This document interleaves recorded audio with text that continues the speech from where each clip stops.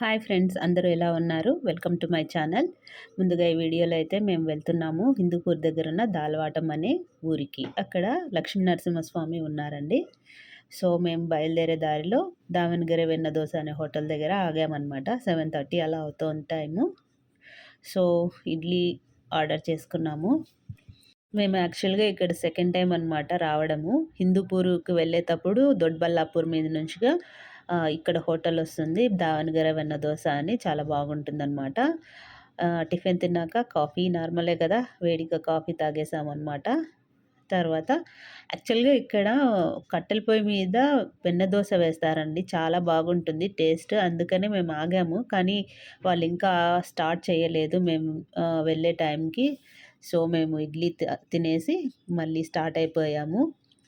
So as usual మనము city life నుంచి బయటకు వచ్చేసేసరికి మనకంత ప్రకృతి చాలా కొత్తగా అనిపిస్తుంది కదా. చుట్టుపక్కల పరిసరాలు పచ్చగా గ్రీనరీగా ఉంటుంది.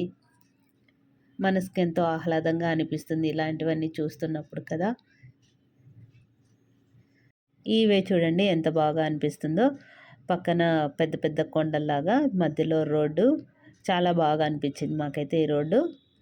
సో ఇది దొడ్బల్లాపూర్ మీద నుంచి బెంగళూరు టు హిందూపూర్ వెళ్ళే రోడ్ అనమాట. చాలా బాగుంటుంది. ట్రావెలింగ్ టైం కూడా చాలా తక్కువ అనిపిస్తుంది.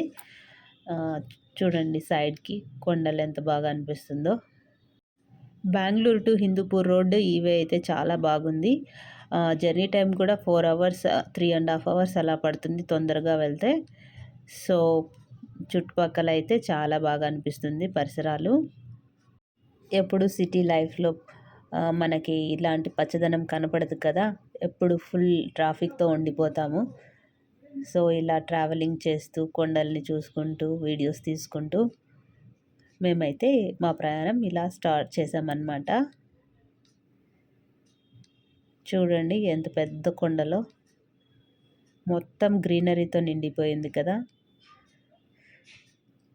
తర్వాత ఈ రూట్ నుంచి మేము దాల్వాటం రూట్కి వెళ్ళామన్నమాట. అక్కడ మొత్తం పల్లెటూరి వాతావరణంలోకి ఎంటర్ అయిపోయామన్నమాట. చూడండి ఎంత బాగా ఉందో కదా. సైడ్కి పొలాలు, కొబ్బరి తోటలు, మొత్తం గ్రీనరీ అండి. పల్లెటూరు అంటేనే అంతే కదా, మొత్తం గ్రీనరీ పొలాలతో చాలా బాగా ఉంది. సో ఆ మట్టి కూడా కలర్ చూడండి ఎంత బాగుందో, రెడ్ కలర్. ఇంకా ఏ పంటలు వేసినా పండేటట్టు ఉంది. ఆ మట్టి అలా చూడగానే అలా అనిపిస్తుంది అనమాట. సో ఇలా ట్రావెల్ చేస్తూ మేమైతే చేరుకున్నాము దొడ్డర్ దాలవాటం. ఇక్కడ శ్రీ లక్ష్మీ నరసింహస్వామి స్వయంభువుగా వెలిసాడనమాట. ఇది గోపురం అన్నమాట. లోపలైతే కన్స్ట్రక్షన్ జరుగుతూ ఉంది ఇంకా. సో రీకన్స్ట్రక్ట్ చేస్తున్నారు టెంపుల్ని. మనకి ఎంటర్ అవ్వగానే ఇక్కడ నాగుల పుట్ట ఉంది. సో అందరు పుట్టకు పాలు పోసి పూజలు చేసుకుంటూ ఉన్నారు. తర్వాత ఈ చుట్టూ రూమ్స్ అన్నమాట. ఇదిగోండి ఇక్కడ టెంపుల్ని రీకన్స్ట్రక్ట్ చేస్తున్నారు. వర్క్ అయితే జరుగుతూ ఉంది.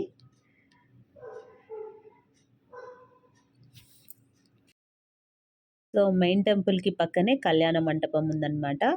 అక్కడైతే ఉత్సవమూర్తిని అక్కడ ఉంచి పూజలు చేస్తున్నారు. సో మేమైతే అక్కడికి వెళ్ళి దేవుని దర్శనం చేసుకున్నాం అన్నమాట. ఇక్కడంతా యాగశాల అవంతా ఉన్నాయన్నమాట. సో ఇదండి పూర్తి టెంపుల్ వ్యూ. మేము వెళ్ళినప్పుడు సండే కాబట్టి సండే కూడా నాగుల పుట్టకి పాలు అవన్నీ వేస్తుండడం చూసాం మేమైతే. సో ఇక్కడ ఇది అండి స్వామి, ఇక్కడ మెయిన్ స్వామి. పక్కనే శ్రీ అమృతవల్లి అమ్మవారి గుడి కూడా ఉంది. స్వామివారి అమ్మవారి దర్శనం చేసుకొని మేము పక్కనే ఉన్న కళ్యాణ మండపంలోకి వెళ్ళి అక్కడ ఉత్సవమూర్తి విగ్రహాన్ని కూడా దర్శించుకున్నాము.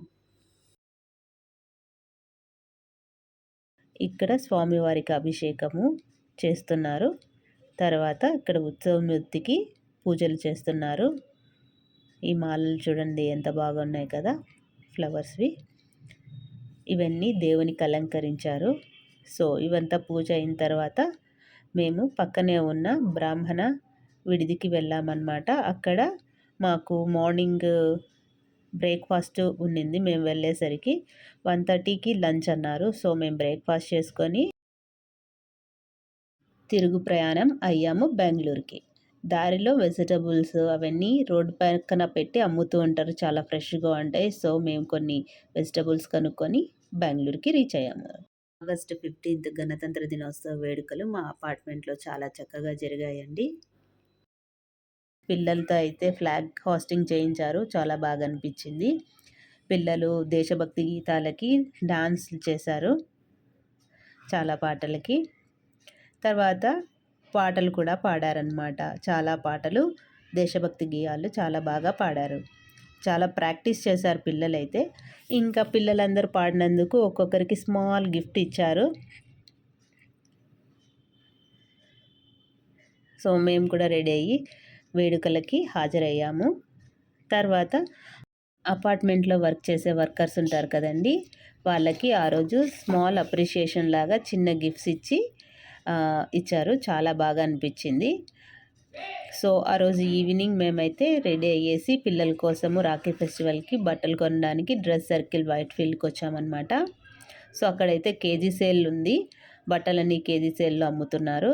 కాకపోతే కిడ్స్ వేర్ చాలా కలెక్షన్ తక్కువ అనిపించింది. సో బయటకు వచ్చేసాక రోడ్డుకి ఇరువైపులా పూల మార్కెట్ ఉంది.